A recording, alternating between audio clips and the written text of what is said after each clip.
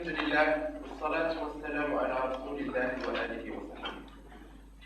Monsieur le Président de la Fondation Abraham Bobid, Mesdames, Messieurs, permettez-moi tout d'abord, Monsieur le Président, de vous dire combien je suis sensible au privilège qui m'est choix d'ouvrir les travaux de ce deuxième forum politique que la Fondation Abraham Bobid consacre aux transitions démocratiques dans le monde. D'un intérêt éminemment actuel, le sujet choisi traduit aussi cette volonté novatrice qui, depuis le début, n'a cessé d'inspirer la démarche des membres de votre association, déterminés qu'ils sont à quitter les sentiers battus et à élever le débat au niveau de la conscience claire des réalités de notre temps. Ce faisant, il ne pouvait mieux se montrer fidèle à l'esprit de notre cher disparu, dont la dimension de leader hors pair n'a jamais estompé celle de grand homme d'État. Faut-il rappeler à ce propos qu'agir par les moyens politiques n'avait d'autre sens pour lui que de permettre au Maroc d'optimiser la politique de ses moyens. Le visionnaire qu'il était savait en effet céder la place aux réalistes quand il le fallait. Mais par-delà des motivations politiques et idéologiques qui le faisaient agir,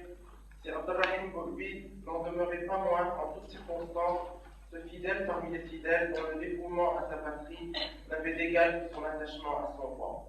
Je me souviendrai toujours des liens qui l'unissaient à mon auguste père, Sa Majesté Hassan II, que Dieu le préserve. Liens dont la qualité exceptionnelle transcendait toutes les contingences, car elle reposait justement sur cette valeur cardinale qu'est la fidélité. Monsieur le Président, Mesdames, Messieurs, au terme de vos débats,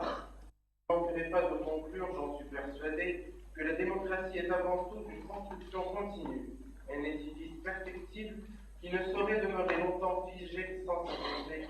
ni immuable, ni transportable. Elle est par excellence l'expression du génie d'un peuple décidé à vivre dans l'harmonie et la cohésion nationale. C'est en tout cas la leçon que le Maroc a tirée de son expérience en procédant à plusieurs révisions constitutionnelles,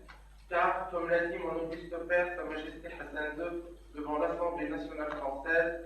les constitutions et leur fonctionnement évoluent, non certes par pur plaisir du changement, mais parce que le temps passe, que la société change et que vivre, c'est s'adapter. Fin de citation. Idéal universel, la démocratie tire sa vertu de la capacité des institutions qui l'animent à refléter et à renforcer l'unité de la nation, à préserver les fondements culturels et spirituels qui constituent les composantes essentielles de sa personnalité, à permettre l'exercice effectif des droits fondamentaux de l'homme, de la liberté d'initiative et de l'égalité des chances, sans exclusive ethnique, sociale, confessionnelle ou culturelle. C'est par leurs aptitudes que les expériences démocratiques nationales, toujours spécifiques, rejoignent l'universel. Nous sommes là, Mesdames, Messieurs, au centre du sujet qui vous est proposé par ce forum et dont la pertinence est d'autant plus évidente pour nous qu'elle se situe à mi-parcours d'un cycle de réformes institutionnelles promises et entreprises par Sa Majesté le Roi, que Dieu l'assiste. Dans ce cadre, la quasi-unanimité qui s'est réalisée autour de la nouvelle Constitution lors du référendum du 13 septembre 1996 et le succès rencontré par l'approche consensuelle érigée par Sa Majesté le Roi en méthodologie de mise en œuvre des dispositions,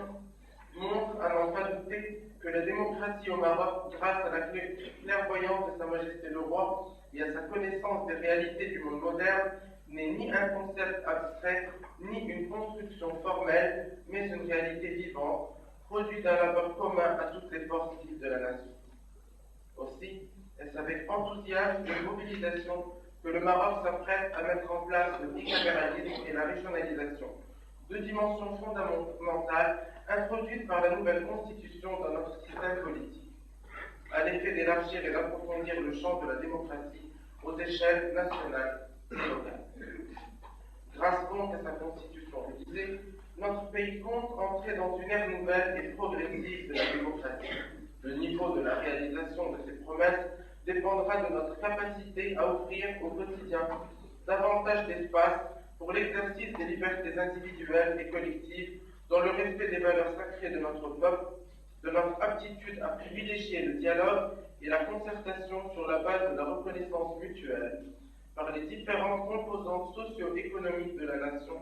de la légitimité de leurs intérêts respectifs, et avec le souci commun et permanent de faire prévaloir l'intérêt général sur les intérêts personnels et catégoriels, enfin de notre ingéniosité à avoir de l'ambition pour notre pays, avant d'en avoir pour nos personnes ou pour nos clans. Le succès de la démocratie dans notre pays dépendra aussi, et dans une large mesure, de la détermination de sa jeunesse à s'investir dans la vie nationale et à apporter sa contribution dans l'animation de ces institutions aux échelles nationales, régionales et locales.